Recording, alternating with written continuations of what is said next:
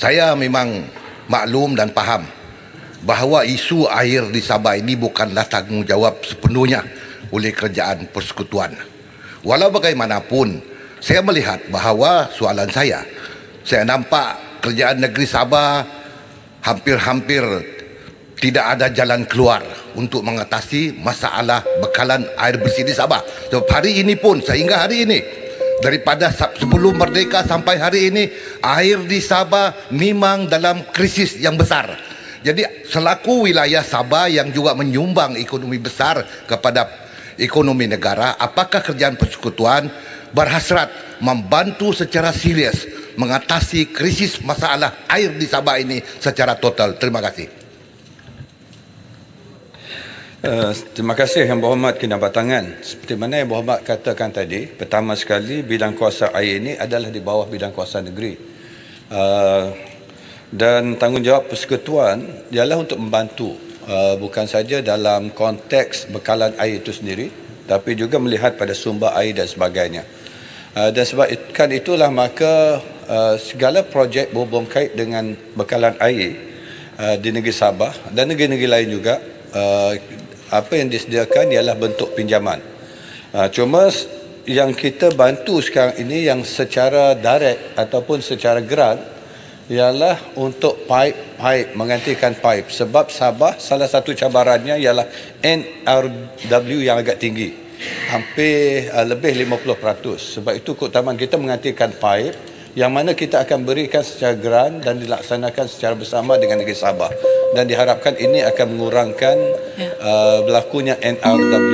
Tapi pada masa yang sama, negeri Sabah itu sendiri kena mengambil tindakan untuk mengurangkan NRW, khususnya air-air yang dicuri daripada sumber air yang daripada bekalan air Sabah itu sendiri. Itu kena tindakan tegas perlu diambil oleh pihak kerajaan negeri. Terima kasih.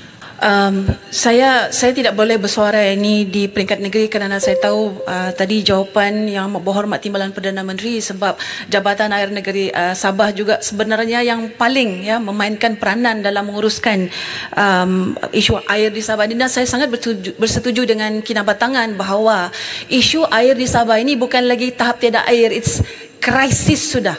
Krisis.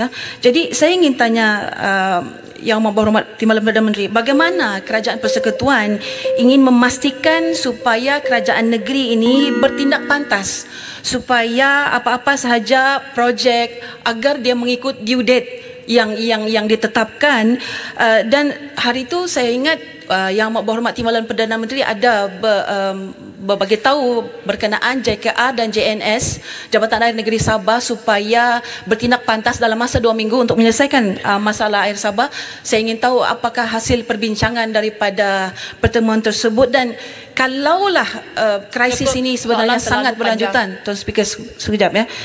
Berapakah sebenarnya jumlah yang perlu untuk menyelesaikan krisis air ini di Sabah secara keseluruhannya? Terima kasih.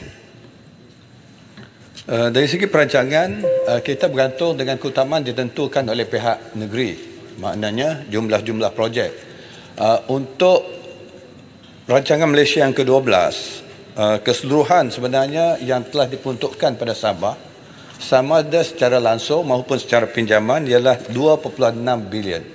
Yang mana 4 projek baru di bawah 300 juta yang baru diumumkan, yang ada 11 projek sedang dalam pelaksanaan.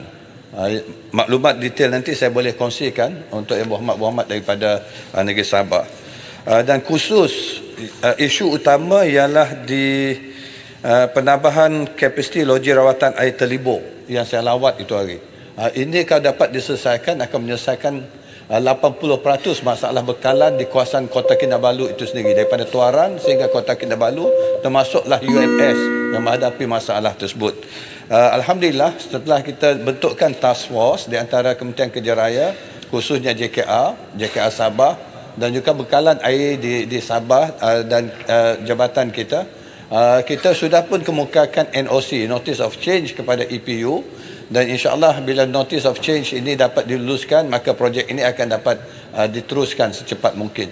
Dan target kita by end of March ini Kalau dapat peruntukan tambahan itu, maka bulan 4 ianya boleh disambung semula untuk menyelesaikan masalah khususnya yang melibatkan jajaran Pen Borneo, di mana kita terpaksa menggunakan laluan tersebut untuk pemasangan pipe. Kalau tidak, ianya terpaksa dialih jauh dengan tambahan kos banyak 200 lebih juta. Tapi Alhamdulillah isu itu dah dapat diselesaikan, cuma menunggu kelulusan daripada Kementerian Ekonomi. Terima kasih.